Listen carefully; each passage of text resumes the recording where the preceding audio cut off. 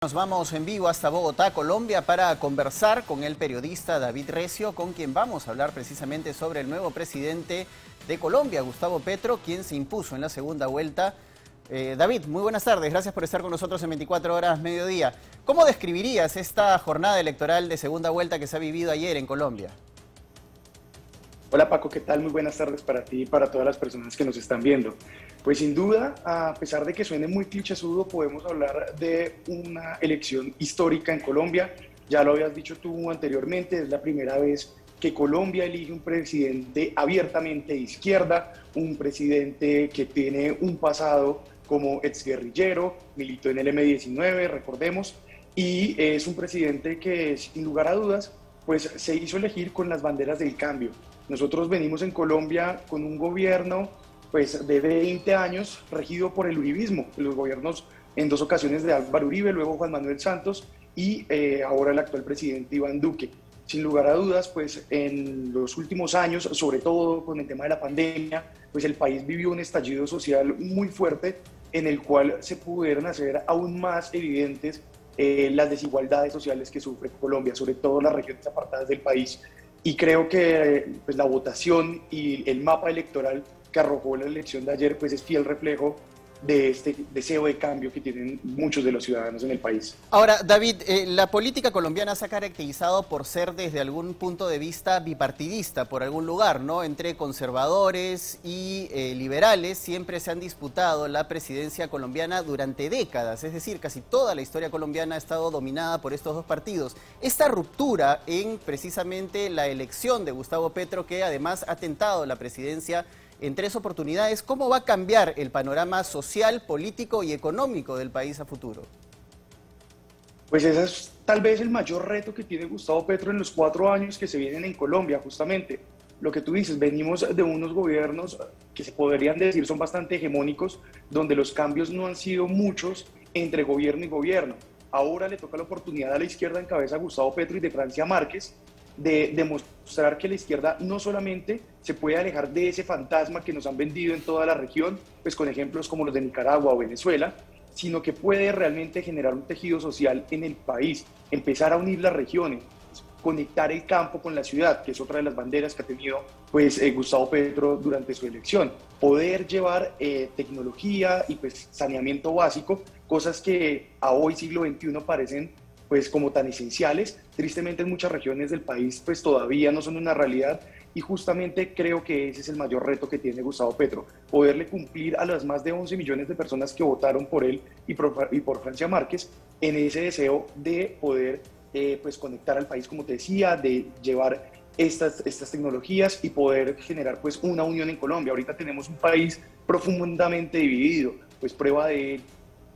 fue la elección de ayer, 11.200.000 votos para Gustavo Petro y cerca de 10.500.000 para Rodolfo Hernández. Entonces, si bien tenemos ahorita como este aire en la camiseta, por ponerlo en términos futbolísticos, respecto a que Gustavo Petro llega con estos aires de cambio y con este nuevo discurso social, pues va a tener que enfrentarse a un país totalmente dividido en buena parte por la campaña que lleva haciendo él en los últimos años también. Entonces ahí vamos a ver realmente cuál es el talante político tanto de Gustavo Petro como de los movimientos sociales y políticos de izquierda que lo han acompañado en la elección. Ahora, algo que ha caracterizado siempre la política colombiana es precisamente esta polarización, sobre todo relacionada con el proceso de paz. Gustavo Petro es un ex guerrillero del M-19, es un grupo guerrillero que además se formalizó y que incluso formó parte de la vida política colombiana ya por la década de los 90. Ese pasado guerrillero de Gustavo Petro y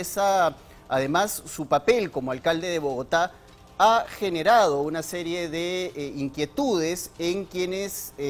piensan que Gustavo Petro va a tener una serie de dificultades, sobre todo para gestionar el gobierno colombiano, al igual que el gobierno peruano, un gobierno bastante burocrático, elefantiásico y con una serie de problemas estructurales. ¿Va a ser capaz Gustavo Petro de poder manejar en estos 4 años todos estos cambios que va a poder cambiar sin, digamos, dejar de cumplir con las expectativas de sus electores? Pues esos que tú mencionas son básicamente los dos grandes fantasmas que tiene a espaldas hoy Gustavo Petro. Su pasado como exguerrillero y su mala administración para muchos en la alcaldía de Bogotá entre 2012 y 2016. Digamos que el Petro de hoy es un Petro, creo yo, muy diferente al Petro que fue alcalde de Bogotá. El Petro de hoy es un Gustavo Petro que se rodea más de otros sectores políticos, que, como te decía, ha vendido un discurso de cambio a través de poder dialogar con otros sectores. Ahorita hablábamos justamente de esa dificultad que hay en Colombia para hacer política por fuera de los dos partidos tradicionales o de las dos tendencias tradicionales, que son el Partido Liberal y el Partido Conservador. Lo que nos ha vendido hoy Petro y pues el discurso que hoy tenemos los colombianos con Gustavo Petro es el que va a poder generar diálogos. Muestra de ello es que durante las elecciones recibió varios apoyos de sectores no solamente de partidos políticos de izquierda, sino, por ejemplo, de partidos políticos que habían acompañado al expresidente Juan Manuel Santos durante su mandato, de incluso algunos sectores de derecha, que también son algunas de las críticas que se le hizo a Gustavo Petro justamente durante las elecciones. Algunas alianzas, algunos apoyos bastante cuestionables, sobre todo en algunas regiones del Caribe, donde personas ligadas al fenómeno de la parapolítica se unieron a Gustavo Petro con tal de llegar pues, a la presidencia. Los críticos de Petro han dicho que este ha llegado a la presidencia de Colombia con el discurso del todo vale. Pues el tiempo nos dará la razón y nos dirá si efectivamente Petro buscó estas alianzas para tener un frente de gobierno mucho más amplio y no cerrado hacia partidos de izquierda, o si realmente era una estrategia electoral del todo vale. Ahora, ¿y cómo está la correlación de fuerzas en el Congreso? Porque es muy propio de los países latinoamericanos que se elijan presidentes que en la mayoría de casos no tienen una fuerza parlamentaria concreta para poder llevar a cabo una serie de cambios al interior o reformas al interior del país necesarias para cumplir con algunas expectativas de la población. Pues fíjate que el Congreso de Colombia ha venido cambiando drásticamente en los últimos 8 años. Para la elección del pasado mes de marzo, tuvo tal vez su giro más importante en las últimas décadas, y es que justamente la lista que promovió Gustavo Petro a través del Pacto Histórico, que era una lista cerrada, es decir, los ciudadanos no podíamos votar por candidatos individualmente, sino por la lista, pues tuvo un apoyo popular bastante importante, al punto que la bancada del Pacto Histórico va a ser en el próximo Congreso, que se instala el próximo 20 de julio, pues la bancada más grande del país. Sin embargo, esto tiene su asterisco porque los partidos tradicionales, el Partido Conservador, el Partido Liberal, Cambio Radical, que ha sido un partido también muy fuerte en los últimos años en Colombia, también tienen importantes sillas en el Congreso y van a hacerle un contrapeso muy importante a Petro.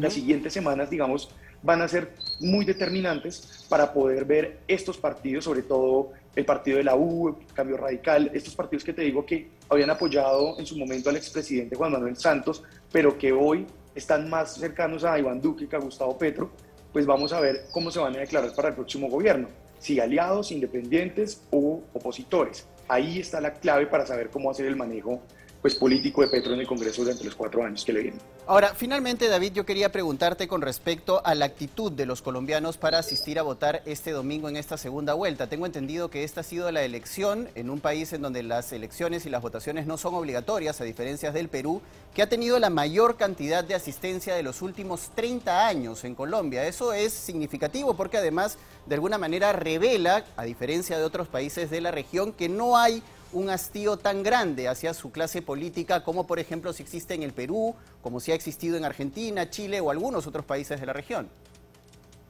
Pues mira que justamente yo creo que los más de 23 millones de personas que salieron a votar ayer en todo Colombia son justamente un reflejo de ese rechazo que tienen hoy los ciudadanos por la clase política tradicional. Recuerda que tanto Gustavo Petro como Rodolfo Hernández, que fueron los dos candidatos que llegaron a la segunda vuelta, ambos llegaron con un discurso antipolítico, antiestablecimiento y antipolítica tradicional. Muchos han dicho que ambos candidatos presentaban un discurso populista, uno más de derecha, otro más de izquierda, pero pues, sin lugar a dudas no podemos negar que ambos llegaron con esa promesa de acabar esas maquinarias políticas que nos han gobernado durante décadas a los colombianos y que querían representar un cambio. De ahí yo creo que también radica mucho esa votación amplia que hubo ayer. Por un lado, las personas que han seguido a Gustavo Petro desde hace años y quisieron meterle un acelerador para que este por fin fuera el presidente de Colombia, y por el otro lado, el antipetrismo, que tampoco lo podemos negar, y es toda esa fuerza política muy grande y fuerza ciudadana que rechaza a Gustavo Petro por todas vías. pues, principalmente por lo que hablábamos anteriormente, por su pasado guerrillero, por su polémica alcaldía de Bogotá, por su constante choque contra Álvaro Uribe y el uribismo en temas como los falsos positivos o el paramilitarismo en Colombia. Así es. Entonces, yo sí creo que esta votación histórica y muy amplia obedece justamente a decirle a la clase política tradicional del país que ya no son bienvenidos entre los colombianos. Muchas gracias, David, por haber estado con nosotros. Ha sido David Recio, periodista colombiano, que ha comentado con nosotros la segunda vuelta colombiana llevado a cabo ayer en el país cafetero y que ha tenido como ganador a Gustavo Petro, quien es ahora el presidente electo de Colombia. Vamos